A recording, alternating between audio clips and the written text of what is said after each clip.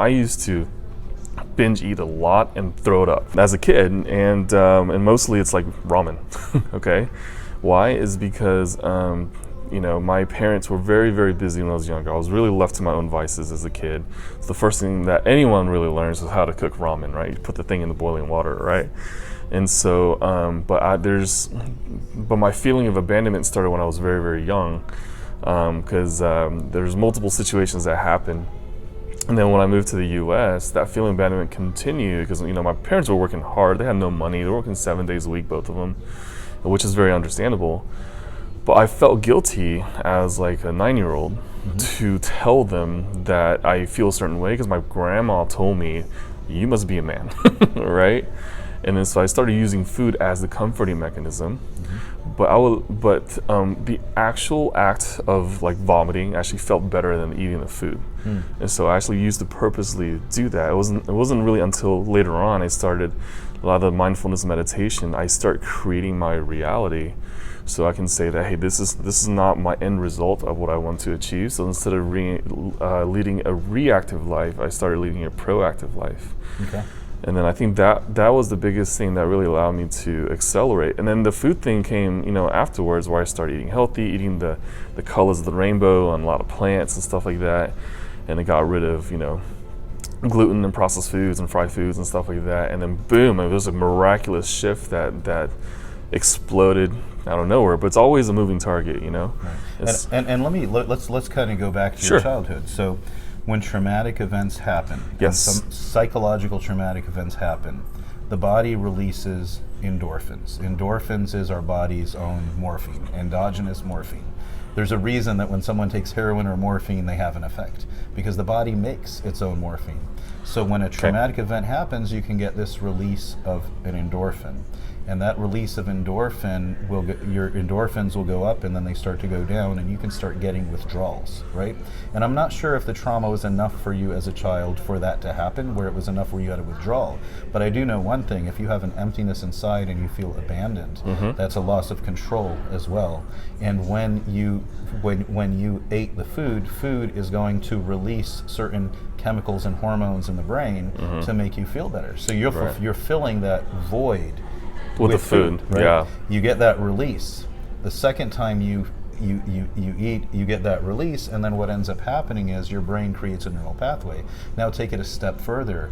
Your form of control was throwing up the food. So now you're in a place of a lack of control, and now throwing up the food is giving you that control, and you create that process. So now, anytime you feel abandoned, I don't recommend this, by the way. No, don't try this at home. No. But now, anytime you feel abandoned, you eat food.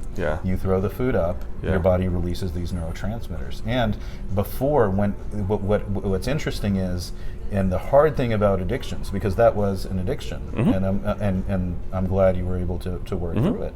But what happens is that the brain tells you this is going to be amazing. It releases dopamine to tell you how amazing it's going to be before you even put the food in your mouth. And then your body also releases something called norepinephrine, which is a form of adrenaline, which makes you focused on the task and also makes you antsy. So you feel like you really have to go in and eat that food.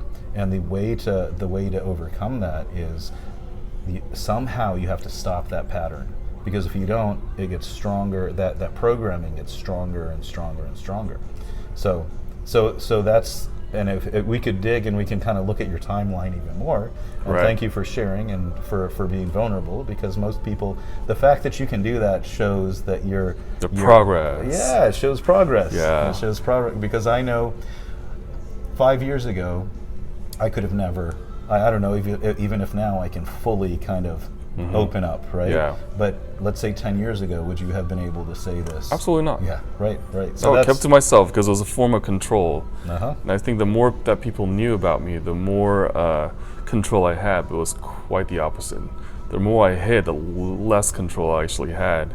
And it wasn't really till I really started recognizing this, and this is probably after medical school, during residency, and which residency brings out all your weaknesses, psychological and physical weaknesses. I can relate.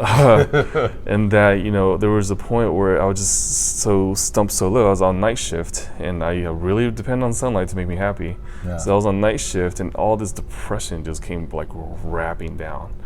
And then but you know, the year before I actually had major brain trauma. I was snowboarding and lost consciousness, and I woke up, there's like 20 feet of blood behind me. That's the last thing I remember. And my friend who was with me, he's an ER doc, but since he's my friend, he forgot all ER training because he was my friend. And but we were able to get me to the hospital. But after that triggered an entire like desire for me to go back and binge eating and vomiting up the food again, which I didn't do. Right, but you felt it. I felt it so hard after that, and I felt like it was just it was not good. And then finally, you know, my wife and I talked through it, and finally I start pouring this stuff out.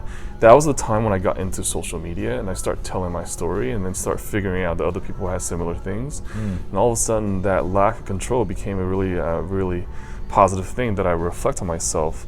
And so what I was trying to do is just replace trauma with like really positive things, so that I can like unwire that mechanism, you know?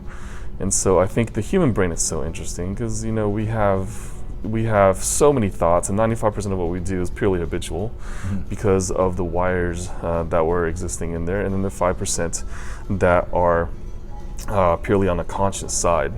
So there's people with different brain disorders, especially like the autistic population, where 50% is actually conscious and the other 50% is subconscious. But they have to dumb down that conscious thought, either with like, you know, something visceral, like banging their head on the wall or the door, or they have to stifle it with screaming into a pillow or just out loud. And so I almost felt like that after my head trauma, where I physically have to scream like once a night during my night shift for me to be actually be sane. And that actual vocalization of me coming out created those endorphins again. Right. And so, and it creates some control in this environment that you can't control. And now let's look at the state that you were in. You're sleep deprived. That's when you make your serotonin and dopamine in the first place. You're definitely at risk there. And then the head trauma. I mean, it was the perfect storm. Yeah. And that's so the thing is, the human body, when we create these pathways, so like your pathway of eating and purging, right, binging and purging, right. That pathway, when you fulfill that pathway, you get the release, but it's such a short-lived release. It is. And that's where we really want to work on making the body healthy, making the brain healthy, and also a routine, also creating these healthy coping mechanisms so that for that mental release. And we got to be careful, because our coping mechanisms can also become an addiction that's harmful. You could end up, you meditate for 20 minutes. Some people will go and want to meditate for hours and hours and hours, and they take it to that extreme. Yeah, so I've seen people like that, It can't be one thing. And I like you mentioned about I call it priming, but you mentioned it in the morning, you get yourself set, right? You prime. Yeah. What I've seen is that people that have had trauma and they start to shift, what they start to do is they start to positive think, and they keep pushing towards positive thinking. But if the trauma's not worked on, then what happens is they're happy blow up. Happy interesting, blow up. And if you don't go back and work on that trauma, but one of the ways to work on that trauma is, number one, understand the connection. You understand it's the abandonment feeling. So but the second thing is prime your brain when you're healthy, so that you can undergo a sequence when you're having a weak mental moment, so that trauma doesn't affect you. So what I mean by that is, if you know you go into that place, because we're human. Nobody can be happy 24/7. Bad things happen all the time. Right. But if you can kind of create at least a mental process that you go through, when you're healthy, you come up with what you do when you're not feeling well. And it may fail a couple of times, but you keep trying, right? You keep trying and keep trying. And let's not forget, there are certified trauma therapists that have different techniques, and some people need to really consider going to a trauma therapist that knows what they're doing, so that they can help them release that trauma.